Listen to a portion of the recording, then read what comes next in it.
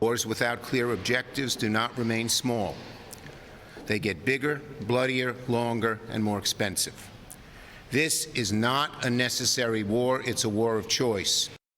Donald Trump launches an unauthorized war in the Middle East. He characterizes it as endless and then wants to use his unauthorized war as an excuse to continue spending taxpayer dollars to brutalize or kill American citizens by continuing to unleash ICE. The whole thing is insane. Make it make sense, because it does not.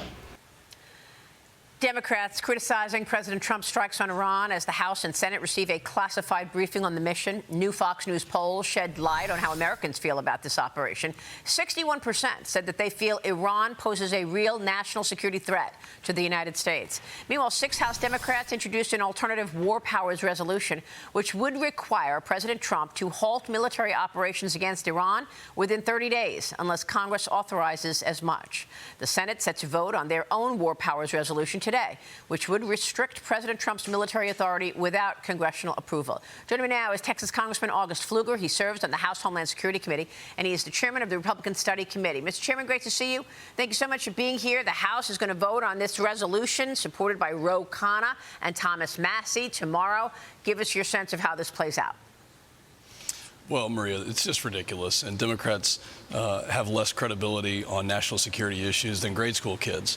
If they were serious, they would actually fund our Homeland Security, and they would have taken steps years ago to check Iran.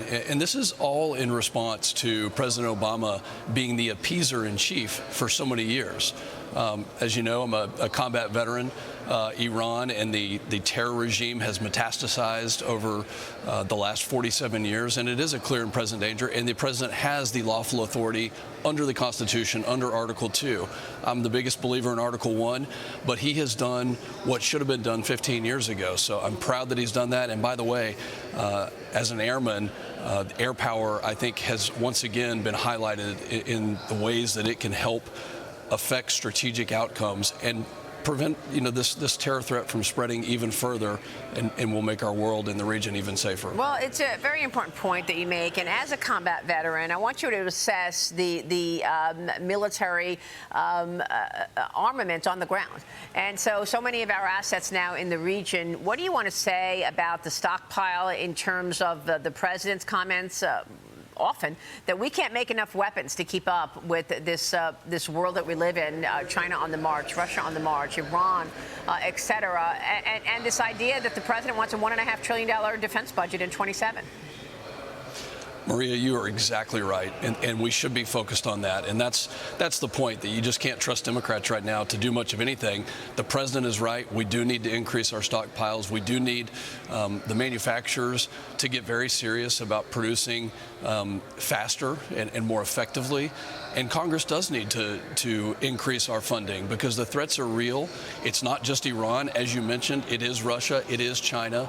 And my fellow colleagues and former fighter pilots and those that are on the ground and those that are in naval ships right now, they need the best weapon systems, and they need them at the speed in order to defend and to prevent further conflicts around the world.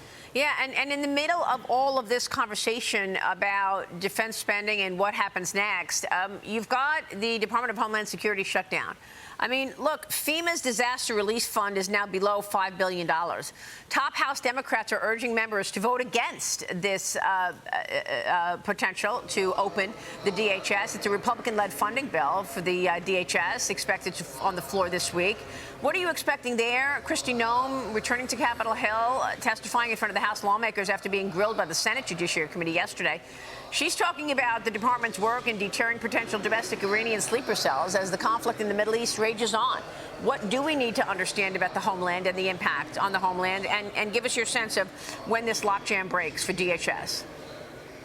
Well, we're at a critical point right now. President Biden let in 10 million illegal aliens, those that are violent criminals that pose a terror threat, as you just mentioned.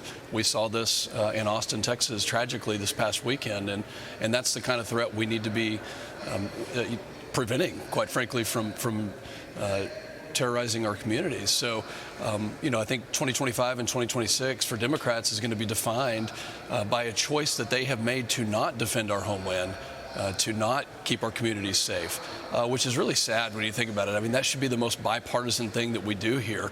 The Committee on Homeland Security was formed in the wake of the 9/11 tragedy, and now they are defining themselves by saying we don't care about Homeland Security. And it's not just that. It's the impact on TSA. It's the impact on everyday life for FEMA and disaster relief, as you mentioned. So it's a sad situation, and we've called on them to do the right thing, and they just refuse to do it. So, I mean, at some point, this has to reopen, right? I mean, how are you going to deal with this? 260,000 DHS employees will soon start missing paychecks.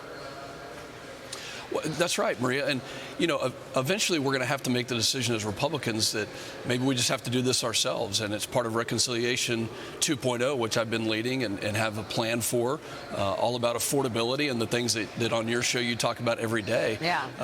But Republicans, we've got answers on this, and we may just have to go it alone. But again, very sad that they're defining themselves and letting the radical left take over their mainstream, if there are mainstream Democrats left. That this thought process that they wouldn't fund our own Homeland Security is just ridiculous. All right, address Texas for us. Voters went to the polls yesterday for Texas's closely watched primary elections. On the Democrat side, James Tallarico defeated Congresswoman Jasmine Crockett in that hotly contested primary. Tallarico is vowing to take back Texas, Congressman. Crockett maintains voters have been disenfranchised, but Tallarico's challenger is still undecided. The GOP race coming down to a runoff in May between incumbent Senator John Cornyn and State Attorney General Ken Paxton. In the 2nd District congressional primary, newcomer Steve Toth beat out incumbent Dan Crenshaw as well. Your reaction to the races yesterday? Well, I think a couple of things. Number one, Democrats are going to use this line to tout turnout and all this. I mean, the only thing that I take from that is that they don't like President Trump. And it doesn't matter if he cures cancer today. They have no platform. Their only platform is Trump derangement syndrome. Number two, Texas is a conservative state. We will stay conservative. We will win those statewide elections. And when it comes to November, which is completely different than this primary season, we will be victorious. And I have full faith and confidence that we're going to continue to get the agenda done for President Trump. All right, Congressman, we'll be watching your work, certainly. Good to see you this morning. Thank you, August Fluger on Capitol Hill. We'll be right back.